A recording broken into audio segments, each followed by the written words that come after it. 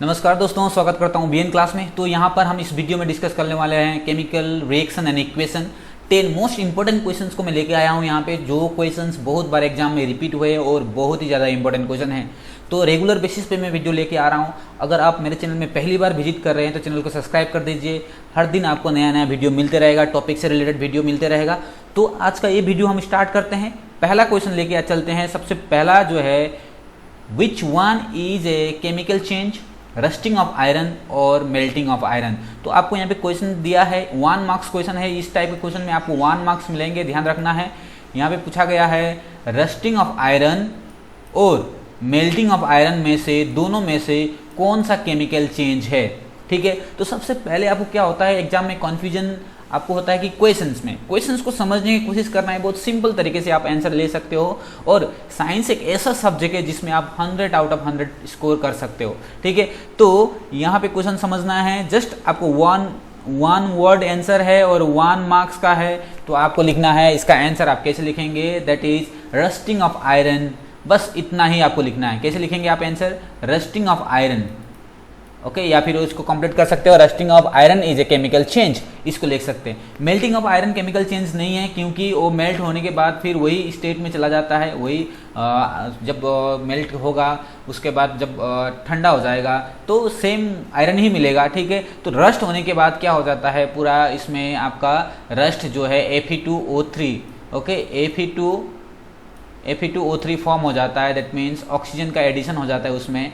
ठीक है, तो ये है नया चीज एक फॉर्म हो जाता है। That's why rusting of iron is a chemical change. ठीक है, तो पहला क्वेश्चन हो गया। दूसरा क्वेश्चन को लेके जाते हैं। दूसरा क्वेश्चन है हमारे पास, name and state the law which is kept in mind while we balance a chemical equation. Okay, questions को फिर से समझने की कोशिश करिए। क्वेश्चन क्या बोल रहा है, ऐसा लॉ का नाम बताइए जिसको हम याद रखते हैं, माइंड में रखते हैं जब केमिकल इक्वेशन को बैलेंस करते हैं। केमिकल इक्वेशन को बैलेंस करते समय कौन सा लॉ को हमारे दिमाग में ध्यान रखना पड़ता है, हमको ध्यान रखना पड़ता है। ठीक है, उस लॉ का नाम बताना है और स्टेट करना है। दैट मीन्स उसका एक्सप्लेन करना है, वो लॉ क्या है। ठीक, तो ये लॉ है हमारे पास, law of conservation of mass. कौन सा लॉ है, law of conservation of mass. तो अकॉर्डिंग टू दिस लॉ, इस लॉ क्या बोलता है, ये लॉ क्या बोलता है, mass can neither be created nor be destroyed during a chemical reaction. तो यहाँ पे 2 पार्ट, एक तो लॉ का नाम बताने के लिए बोला है। लॉ का नाम है लॉ ऑफ कंजर्वेशन ऑफ मास, और उसका डिफिनेशन क्या है, mass can neither be created nor be destroyed during a chemical reaction. That means chemical reaction के टाइम में जो रिएक्टेंट साइड में जो चीज होगा, सपोज मान लीजिए आपने 5 ग्राम रिएक्टेंट साइड में लिया है, तो प्रोडक्ट फॉर्म होने के बाद भी 5 ग्राम ही रहेगा। दैट मीन्स कोई चेंजेस नहीं आएंगे। जितना आपने ग्राम लिया था उतना ही ग्राम मिलेगा हमको after the chemical reaction. Chemical reaction के बाद भी उतना ही चीज हमको मिलेगा। ठीक है, इसलिए इसको बैलेंस करना जरूरी है, और बैलेंस करते समय लॉ ऑफ कंजर्वेशन ऑफ मास को ध्यान रखना पड़ता है। ठीक है, ये था दूसरा क्वेश्चन। तीसरा क्वेश्चन को देखते हैं। तीसरा क्वेश्चन है हमारे पास, state 1 basic difference between a physical change and a chemical change. Physical change और केमिकल चेंज में एक बेसिक डिफरेंस आपको बताना है। देखिए, कभी कभी ऐसा लगता है कि क्वेश्चन देखने से बहुत सिंपल है, आप सोचते हो बहुत सिंपल है, इसको तो आ जाएगा, लेकिन एग्जाम में वही क्वेश्चन हमको क्या हो जाता है, मिस्टेक हो जाता है कि हमसे वही क्वेश्चन मिस्टेक हो जाता है कि इसको लिखे कैसे। सो आपको प्रैक्टिस करना पड़ेगा कि क्वेश्चन कैसे लिखना है। क्वेश्चंस को, बहुत सारा टाइप के क्वेश्चंस को आप लीजिए और उसको लिख के प्रैक्टिस कीजिए, कैसे लिखना है, हम एग्जाम में कैसे लिखेंगे। तो बेसिक डिफरेंस है, इसको डायरेक्टली हम कैसे लिखेंगे, इन ए, ओके, इसका बेसिक डिफरेंस, फिजिकल और केमिकल चेंज में क्या डिफरेंस होता है। Physical change, no new substance is form. Okay, physical change में कोई नया सब्सटेंस नहीं फॉर्म होता है, but in chemical change a new substance is form.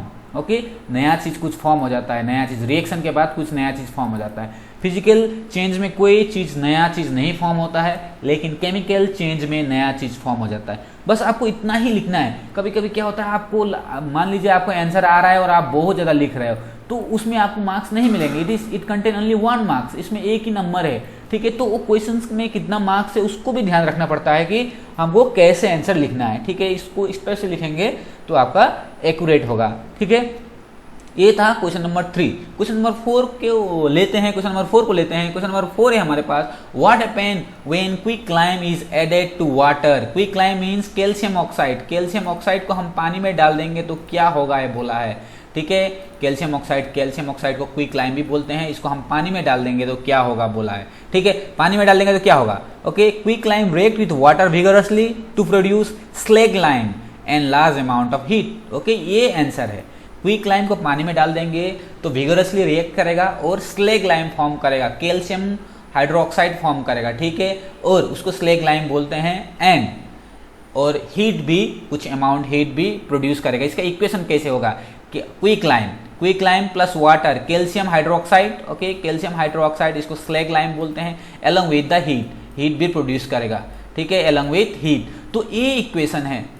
तो आपको क्वेश्चंस पहले समझना है, क्वेश्चन में क्या पूछा गया है उसको ध्यान देना है, उसके बाद ही आंसर में आना है। और आंसर कैसे लिखना है, एकदम पॉइंट टू पॉइंट लिखना है। यहाँ पे कोई स्टोरी बनाने की जरूरत नहीं है, बिल्कुल पॉइंट टू पॉइंट आपको आंसर लिखना होता है साइंस में, ठीक है।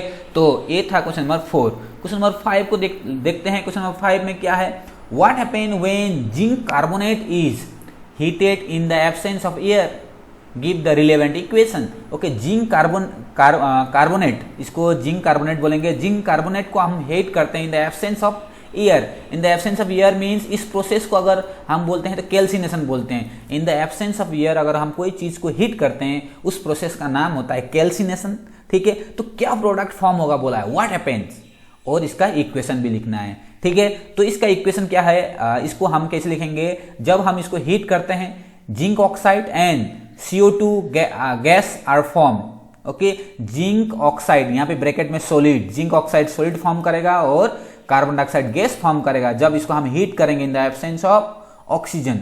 ऑक्सीजन के एब्सेंस में, एयर मतलब ऑक्सीजन का बात कर रहे हैं यहाँ पे, ऑक्सीजन का एब्सेंस में हम इसको हीट करेंगे तो ये क्या फॉर्म करेगा, एक जिंक ऑक्साइड फॉर्म करेगा, एक कार्बन डाइऑक्साइड फॉर्म करेगा। ओके, अब रिलेवेंट इक्वेशन बोला है, रिलेवेंट इक्वेशन हमारे पास यहाँ पे है, ठीक है। जिंक कार्बोनेट, ये है जिंक कार्बोनेट सॉलिड, एंड इसको अगर हम हीट करते हैं in the absence of oxygen, in the absence of air heat करते हैं तो ये फॉर्म होगा zinc oxide and carbon dioxide gas, ठीक है। इस टाइप से आपको आंसर लिखना है।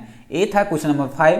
क्वेश्चन नंबर 6 को देखते हैं। क्वेश्चन नंबर 6 है, what is mean by skeletal equation.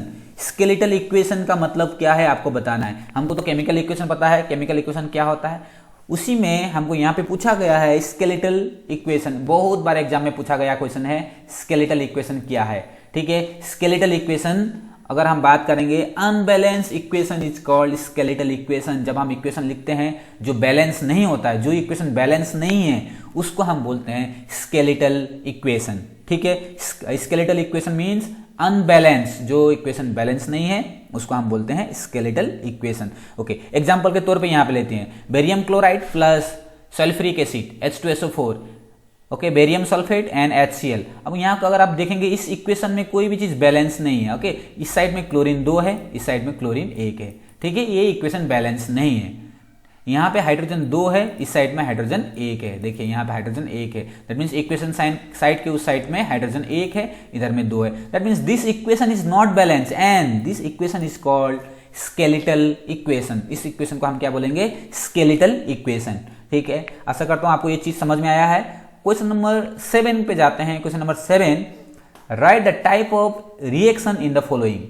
इसमें टाइप ऑफ रिएक्शन बोलना है, कौन सा टाइप का रिएक्शन है, the reaction between N acid and A base, ठीक है। एसिड और बेस के बीच का जो रिएक्शन है उस रिएक्शन का नाम क्या है, और रस्टिंग ऑफ आयरन, इसको क्या रिएक्शन से हम जानते हैं, ठीक है। तो इस टाइप का क्वेश्चन अगर आप नहीं समझते हैं या आपको नहीं आ रहा है, दैट मीन्स आपको इस क्वेश्चन में 2 मार्क्स लूज हो जाएगा, ठीक है। अगर ये हाफ हाफ है तो 1 मार्क्स लूज हो जाएगा, और 1 मार्क्स करके अगर 2 मार्क्स आया होगा तो आपको 2 मार्क्स चला जाएगा, ठीक है।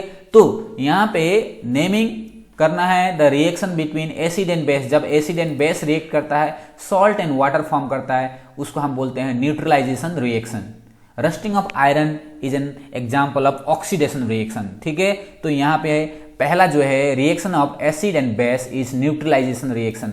न्यूट्रलाइजेशन रिएक्शन में क्या फॉर्म करता है, सॉल्ट एंड वाटर फॉर्म करता है। इस रिएक्शन में सॉल्ट एंड वाटर फॉर्म करेगा, ओके। और सेकेंड में जो है rusting of iron, rusting of iron is an example of oxidation reaction. इसमें ऑक्सीजन का एडिशन होता है, दैट मीन्स आयरन में ऑक्सीजन का एडिशन होता है, और रस्ट का फॉर्मूला क्या है, Fe2O3.XH2O, ओके, वो होता है रस्ट का फॉर्मूला। दैट मीन्स रस्ट में आयरन में ऑक्सीजन का जुड़ जाना, इसलिए इसको ऑक्सीडेशन रिएक्शन बोला गया है। ठीक है, ये है क्वेश्चन नंबर 7। अब क्वेश्चन नंबर 8 को देखते हैं। क्वेश्चन नंबर 8 हमारे पास है, list 4 observation that help us to determine whether a chemical reaction has taken place. हमको 4 ऑब्जर्वेशन ऐसा बताना है जिससे ये पता लगे कि केमिकल रिएक्शन हुआ है या फिर केमिकल रिएक्शन टेक्स प्लेस हुआ है, वो क्वेश्चन पूछा है। आप कौन सा 4 ऑब्जर्वेशन को देख के बता सकते हैं कि केमिकल रिएक्शन हुआ है। ओके, ये डायरेक्ट क्वेश्चन है आपका, जो सेकेंड या थर्ड फेज में है उसी में से उठाया गया है, डायरेक्ट है। तो 4 पॉइंट हमारे पास क्या है? Okay, evolution of gas. जब कहीं आपको पता चले कि गैस निकल रहा है तो आप बोल सकते हो केमिकल रिएक्शन हो रहा है। Change in temperature, okay, temperature में चेंजेस आ रहा है तो आप बता सकते हो केमिकल रिएक्शन हो रहा है। चेंज इन स्टेट, स्टेट में चेंज आ रहा है तो आप बता सकते हो केमिकल रिएक्शन हो रहा है। और दूसरा क्या है, लास्ट वाला, चेंज इन कलर, कलर में चेंज हो रहा है तो आप कंफर्म हो सकते हो the chemical reaction is taking place. So these are the 4 points. आपको ये 4 पॉइंट बहुत ही ध्यान से याद रखना है। ये 4 पॉइंट से हमको पता चलता है कि केमिकल रिएक्शन हो रहा है ये, ओके, या फिर कोई जगह में केमिकल रिएक्शन चल रहा है। ठीक है, ये 4 पॉइंट है, आपको दिमाग में रखना है। These are the 4 observation. Okay, ये है क्वेश्चन नंबर 8। क्वेश्चन नंबर 9 को देखते हैं। Why do we store silver chloride in dark colour बोतल, explain in brief. Okay, silver chloride जो होता है AgCl, सिल्वर क्लोराइड का मतलब होता है AgCl को हम किस में रखते हैं? ओके, अभी तो आप अगर लेबोरेटरी में जाएंगे तो सिल्वर क्लोराइड आपको मिलेगा। ठीक है, इसको डार्क कलर बोतल में रखा जाता है। क्यों रखा जाता है?